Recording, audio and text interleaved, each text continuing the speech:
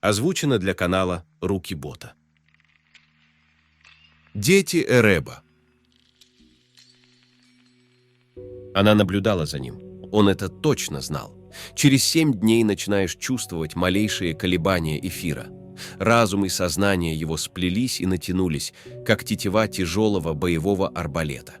Малейшее колебание, далекий и приглушенный звук, и вибрация сотрясает тело, оглушает, роняет на пол. 7 дней без сна. 7 ночей пыток и невероятных прозрений. Нет, его никто не истязает, это он сам настоял на эксперименте и пригласил миссис Шелли в качестве компаньона. Почему именно ее? Неужели все вокруг, а особенно эта маленькая ведьма Клэр, правы?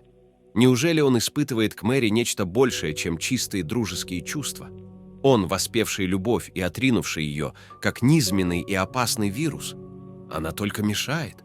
Да-да, разве можно думать иначе? Поэт должен быть верен только своей духовной музе, исключительно ей. Но Мэри, разве она не муза? Какой нелепый, глупый вопрос. Господь всемогущий, как же он устал. Байрон сел на пол и вытянул вперед длинные ноги. Кровати в комнате не было, дабы избежать ненужных искушений. «Мэри, я знаю, что вы смотрите», — тихо сказал Джордж. «Может быть, вы согласитесь поужинать со мной, раз вас так привлекает мое общество?» Дивный голос Мэри, глухой и далекий, ответил ему немедленно. «С удовольствием, лорд.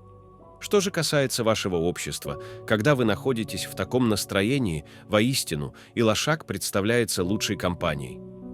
Байрон рассмеялся. «Ах, Мэри!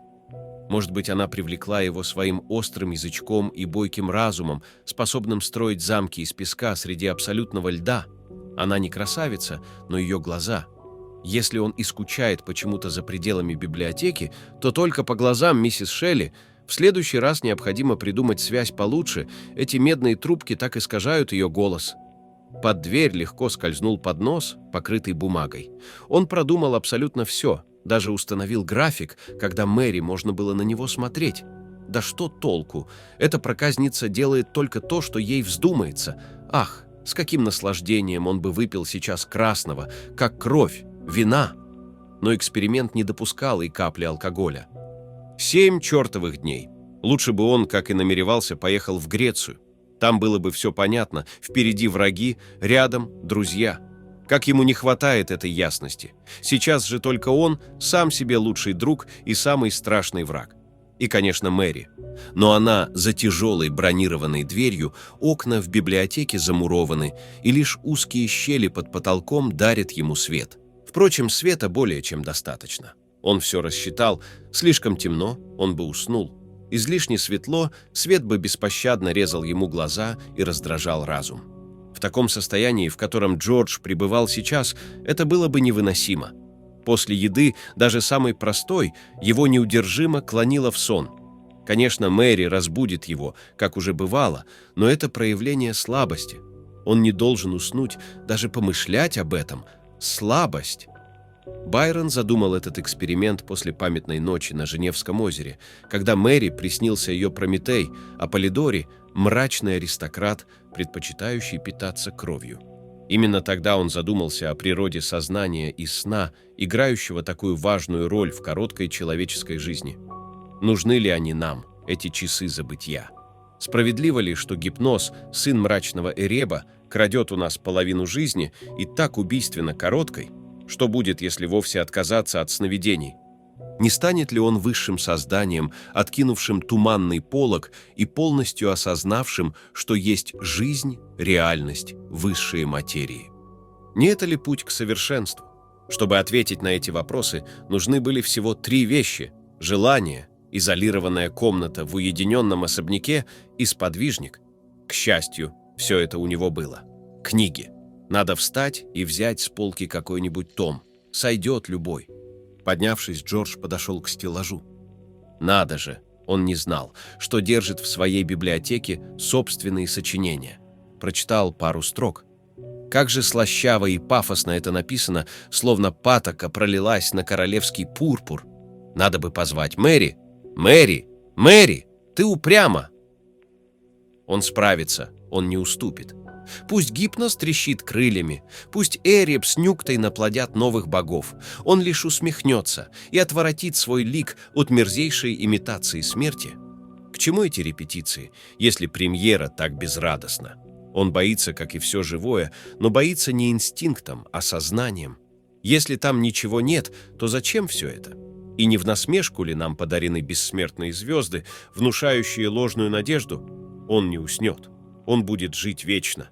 Его запомнят не как поэта, но как великого новатора, указавшего человечеству путь к бессмертию. Даже пресловутый философский камень – ничто по сравнению с его открытием. Но что, если Мэри решит забрать его славу себе? Вдруг она оставит его здесь навсегда? Нет, нет, это бред, он просто устал. Джордж сел на пол, отбросил книгу в угол. Дышать, дышать! Глубокий вдох. Это поможет его бедному сердцу быстрее погнать кровь по венам. Его холодную, аристократическую кровь. Его никому не нужное сердце. Вот его мозг они бы с удовольствием вытрясли из черепа. Надо позвать Мэри. Она все объяснит, успокоит. Мэри иная. Ее произведение – это брошенная в лицо перчатка. Ее красивому мужу, который слишком романтичен и глуп, чтобы понять это. Звуки скрипки раздражали и терзали его разум. Особенно болезненно было осознавать, что их не существовало, всего лишь болезненная галлюцинация воспаленного разума. Потом он осознал, что играет сам, а после, что у него нет скрипки. Музыка лилась из его сознания, из его души. Он мог управлять ей, как ранее мог управлять своим телом. Только музыка, только она – подлинное творчество. Все остальное – лишь фальшь, притворство и подбор красивой рифмы на радость его издателю. Хорошо, что Мэри не поэт и не обладает даром притворства и лжи. Она документирует будущее, ее доктор Франкенштейн еще восстанет, еще изменит этот мир.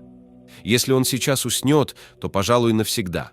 Энергии в его теле не хватит, чтобы пробудить сознание вновь. Жаль только, что он ни разу так и не поцеловал Мэри.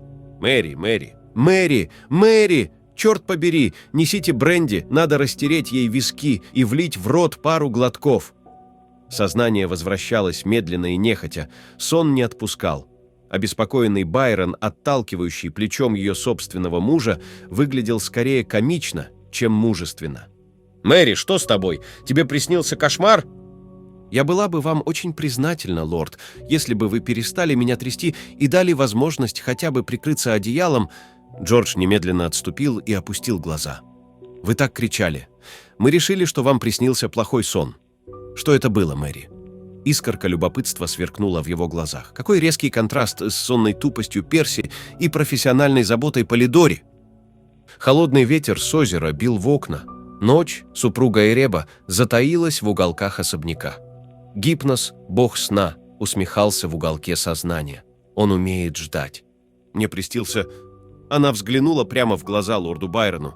Монстр, страшное безымянное чудовище, сшитое из трупов и оживленное электричеством. Только и всего.